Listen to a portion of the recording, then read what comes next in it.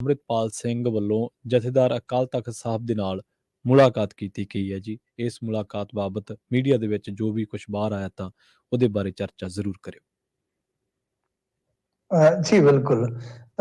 ਦੇਖੋ ਪ੍ਰਵੀਨ ਜੀ, ਕੀ ਹੈ ਕਿ ਸਾਡੇ ਇੱਥੇ ਸੈਸ਼ਨ ਸ਼ੁਰੂ ਹੋਇਆ ਬਜਟ ਇਜਲਾਸ ਜੀ, ਤੇ ਜੇ ਤੁਸੀਂ ਦੇਖੋਗੇ ਬਜਟ ਇਜਲਾਸ ਦੇ ਵਿੱਚ ਵੀ ਅੱਜ ਜਿਹੜਾ ਰਾਜਪਾਲ ਦਾ ਭਾਸ਼ਣ ਆ, ਆਮ ਤੌਰ ਤੇ ਜਿਹੜੇ ਸਾਡੇ ਪੰਜਾਬ ਦੇ ਬੁਨਿਆਦੀ ਮੁੱਦੇ ਰਹਿੰਦੇ ਆ, ਪਾਣੀ ਹੈ, ਚਾਹੇ ਉਹ ਸਾਡਾ ਚੰਡੀਗੜ੍ਹ ਦਾ ਮਸਲਾ ਹਾਂਜੀ, ਜਾਂ ਸਾਡੇ ਪੰਜਾਬੀ ਬੋਲਦੇ ਇਲਾਕੇ, ਇਹ ਸਾਡੇ ਜਿਹੜੇ ਕਹਿ ਲਓ ਕਿ ਮੂਲ ਮੁੱਦੇ ਸਨ। ਕਿਸੇ ਵੇਲੇ ਅਸੀਂ ਜਿੰਨਾ ਵੀ ਮਤਲਬ ਕਿ ਮੈਂ ਆਪਣੇ ਪੱਤਰਕਾਰਤਾ ਦੇ ਸਫ਼ਰ ਦੇ ਦੌਰਾਨ ਦੇਖਿਆ ਇਹਨਾਂ ਦਾ ਭਾਸ਼ਣਾਂ ਦਾ ਸਾਰਾ ਸਿਲਸਿਲਾ ਜੀ, ਵੀ ਮਤਲਬ ਕਿ ਉਹ ਪਛੜਦੇ ਗਏ ਹਰੇਕ ਸਰਕਾਰ ਤੋਂ ਬਾਅਦ ਨਾ। ਹੁਣ ਚੀਜ਼ਾਂ ਜਿਹੜੀਆਂ ਬਿਲਕੁਲ ਤੇ ਅੱਜ ਤੇ ਏਦਾਂ ਲੱਗਦਾ ਜਿੱਦਾਂ ਉਹ ਮੁੱਦੇ ਬਿਲਕੁਲ ਹੀ ਨਾ ਹਾਸ਼ੀਆਗ੍ਰਸਤ ਹੋ ਗਏ ਨੇ।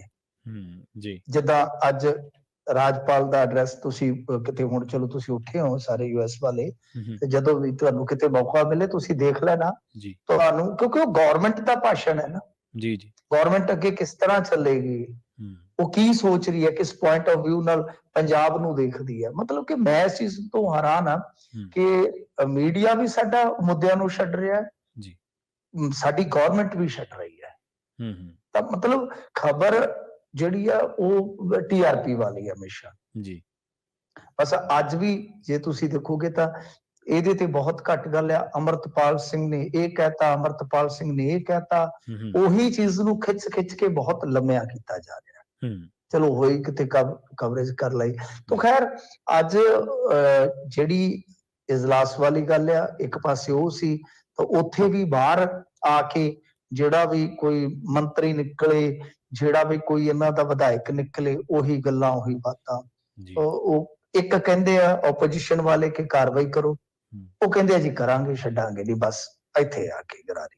ਫਿਰ ਦੂਜੇ ਪਾਸੇ ਜੇ ਤੁਸੀਂ ਦੇਖੋਗੇ ਤਾਂ ਦਰਬਾਰ ਸਾਹਿਬ ਚ ਨਤਮਸਤਕ ਹੋਣ ਤੋਂ ਬਾਅਦ ਅਮਰਤਪਾਲ ਸਿੰਘ ਹੋਰਾਂ ਨੇ ਅਕਾਲ ਤਖ਼ਤ ਸਾਹਿਬ ਤੇ ਜਾ ਕੇ ਜਥੇਦਾਰ ਜੀ ਨਾਲ ਮੁਲਾਕਾਤ ਕੀਤੀ ਹੈ। ਹੁਣ ਦੇਖੋ ਬੰਦ ਕਮਰਾ ਮੀਟਿੰਗ ਹੈ, ਕੀ ਗੱਲਬਾਤ ਹੋਈ ਹੈ ਉਹ ਆਪਾਂ ਨੂੰ ਨਹੀਂ ਪਤਾ, ਪਰ ਬਾਹਰ ਆ ਕੇ ਜੋ ਗੱਲ ਕਹੀ ਹੈ ਉਹਨਾਂ ਨੇ ਕਿਹਾ ਕਿ ਬਈ ਇੱਕ ਕਹਿ ਲਓ ਕਿ ਰਸਮੀ ਮੁਲਾਕਾਤ ਹੈ, ਕੋਈ ਖਾਸ ਨਹੀਂ। ਤੇ ਇਹ ਕਿਹਾ ਕਿ ਜੇ ਸਾਨੂੰ ਮੰਨ ਲਓ ਅਜਨਾਲਾ ਵਾਲੇ ਘਟਨਾਕ੍ਰਮ ਚ ਕਿਤੇ ਅਕਾਲ ਤਖ਼ਤ ਸਾਹਿਬ ਤਲਬ ਕਰੇਗਾ ਤਾਂ ਅਸੀਂ ਜ਼ਰੂਰ ਆਵਾਂਗੇ। ਬਈ ਜੇ ਸਿਧਾਂਤਕ ਤੌਰ ਤੇ ਗਲਤ ਹੋਏ ਤਾਂ ਠੀਕ ਮੰਨਾਂਗੇ, ਪਰ ਸਾਡੇ ਕੋਲ ਹਵਾਲੇ ਨੇ, ਅਸੀਂ ਆਪਣੇ ਹਵਾਲੇ ਪੇਸ਼ ਕਰਾਂਗੇ।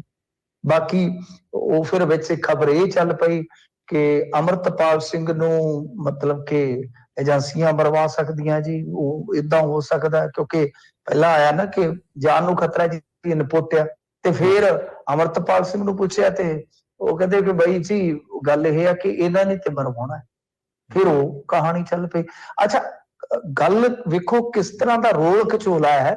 ਇਹ ਗੱਲ ਹਾਲੇ ਥੋੜੀ ਜਿਹੀ ਮੱਠੀ ਪਈ ਸੀ ਕਿ ਉੱਤੋਂ ਜਿਹੜੇ ਰੀਨਾ ਰਾਏ ਆ ਉਹਨਾਂ ਦੇ ਇੰਟਰਵਿਊ ਚੱਲ ਪਏ, ਉਹਨਾਂ ਨੇ ਚੈਲੰਜ ਕਰ ਦਿੱਤੇ, ਬਹੁਤ ਸਾਰੇ ਖੁਲਾਸੇ ਅੱਜ ਨਵੇਂ ਕਰ ਦਿੱਤੇ, ਤਾਂ ਫਿਰ ਉਹ ਖਬਰ ਚੱਲ ਪਈ। ਮੈਂ ਜਿੱਥੋਂ ਗੱਲ ਤੋਰੀ ਹੈ ਕਿ ਤੁਸੀਂ ਦੇਖ ਲਓ, ਹੁਣ ਤੁਸੀਂ ਕਿਸੇ ਦੇ ਵੀ ਸਮਰਥਕ ਹੋ, ਮੁਬਾਰਕ ਹੈ, ਕੋਈ ਕਿਸੇ ਨੂੰ ਵੀ ਫੋਲੋ ਕਰਦਾ, ਪਰ ਤੁਸੀਂ ਦੇਖੋ ਕਿ ਬੁਨਿਆਦੀ ਮੁੱਦੇ ਕਿਤੇ ਵੀ ਹੈ ਨਹੀਂ ਜੋ ਨਾ ਮੀਡੀਆ ਦੇ ਏਜੰਡੇ ਤੇ ਆ, ਨਾ ਸਾਡੇ ਲੀਡਰਾਂ ਦੇ ਏਜੰਡੇ ਤੇ ਆ।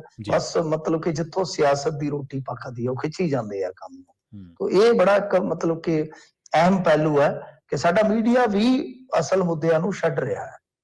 ਸਰਕਾਰ ਜਿੱਦਾਂ ਦੀ ਝਲਕਾਰੇ ਦਿਖਾ ਰਹੀ ਆ ਤਾਂ ਉਤੋਂ ਲੱਗਦਾ ਕਿ ਉਹ ਤੇ ਉਹ ਅਸਲੀ ਜਿਹੜੇ ਮੁੱਦੇ ਸੀਗੇ ਸਾਡੇ, ਜਿਨ੍ਹਾਂ ਤੇ ਅੱਜ ਤੱਕ ਪੰਜਾਬ ਲੜਦਾ ਰਿਹਾ, ਹਾਰਦਾ ਰਿਹਾ, ਉਹ ਤੇ ਹੁਣ ਇਸ ਸਰਕਾਰ ਦੇ ਏਜੰਡੇ ਤੇ ਰਹਿਣ ਵਾਲੇ ਹੀ ਨਹੀਂ ਹੈ।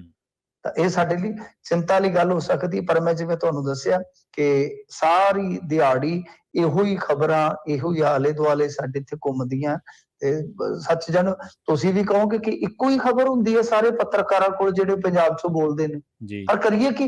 ਮੈਂ ਤੁਹਾਨੂੰ ਜਿਵੇਂ ਦੱਸਿਆ ਕਿ ਬਹੁਤ ਘੱਟ ਜਿਹੜੀ ਕਵਰੇਜ ਹੋ ਰਹੀ ਹੈ, ਬਹੁਤ ਘੱਟ ਮੁੱਦਿਆਂ ਤੇ ਧਿਆਨ ਦਿੱਤਾ ਜਾ ਰਿਹਾ।